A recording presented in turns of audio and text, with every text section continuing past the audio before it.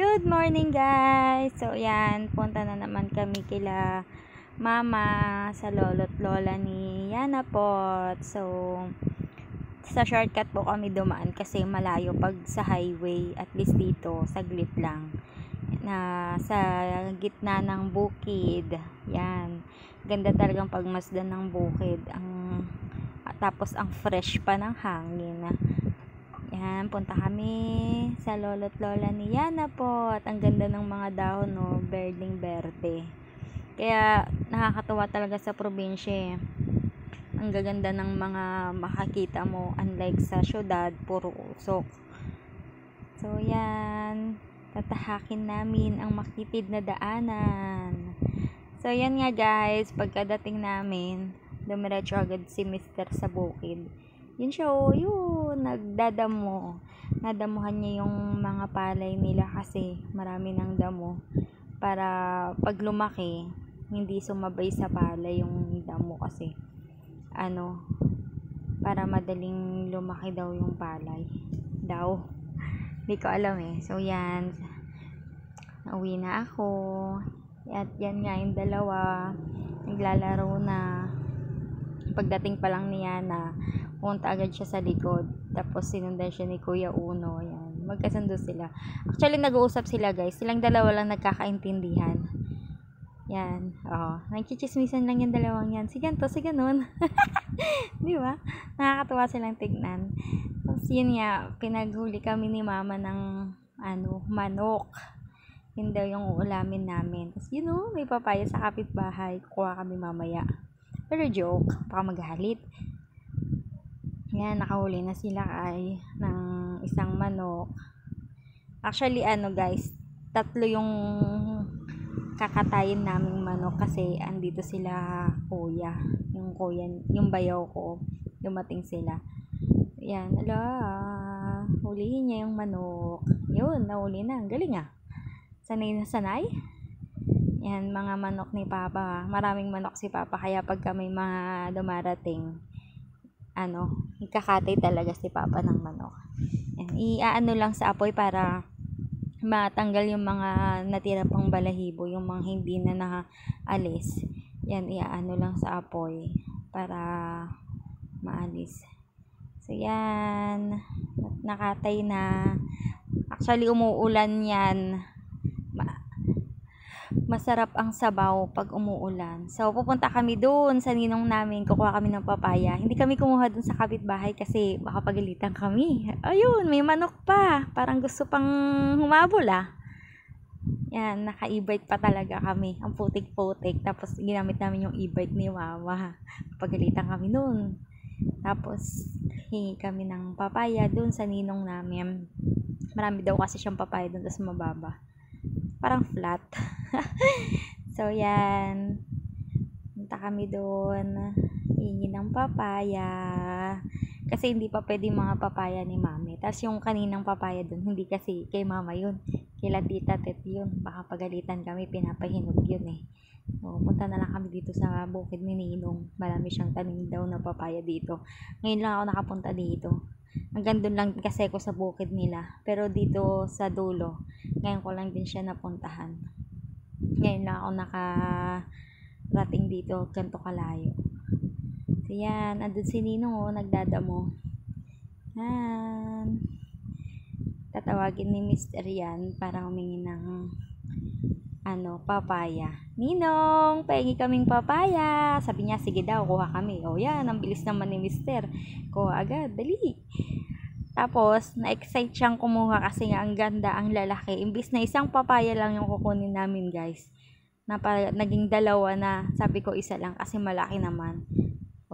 Kuha pa siya, namili pa, no? Yan. Kukuha pa? Tama na.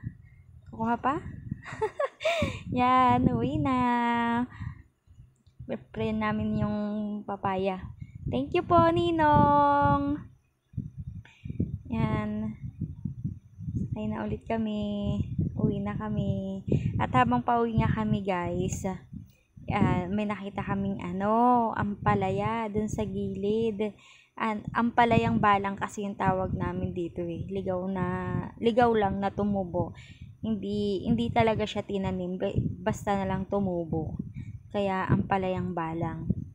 Yan, kukuha kami. Kasi masarap daw yung ampalaya sa tinola. Yun yung bukid nila. Oh. Doon yung bahay nila. Doon sa maraming puno na yun. Bahay nila mama. So, yan. May makikita na kaming ampalaya dito.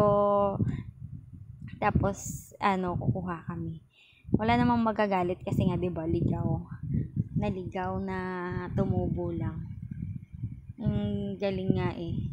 Sa probinsya, libre lang yung mga ganyang gulay, pero sa ibang lugar binibili talaga. Kaya ang sarap talagang tumira sa probinsya kasi punta ka lang sa gilid-gilid, punta ka lang sa bukid, may mauulam ka na kahit wala kang pambili. Yan, basta o kaya magtanim ka lang o para pag may tinanim may aanihin, 'di ba? Yan. Kinalbo na ni Mister yung ampalaya. Natuwa siyang kumuha kasi ang ganda, kasi lalo katatapos lang ng ulan, maganda yung niya, dahon niya, nakaulanan kasi. Uy, tama na, magtira ka naman, wala na tayong kukunin sa susunod. Imbis na lumaki pa yan kinakalbo mo na. Yan, kuha kami ng ampalaya, dahon ng ampalaya. Tama na yan. Magagalit na yung puno ng ampalaya eh. Puno ba? Ano ba tawag dyan?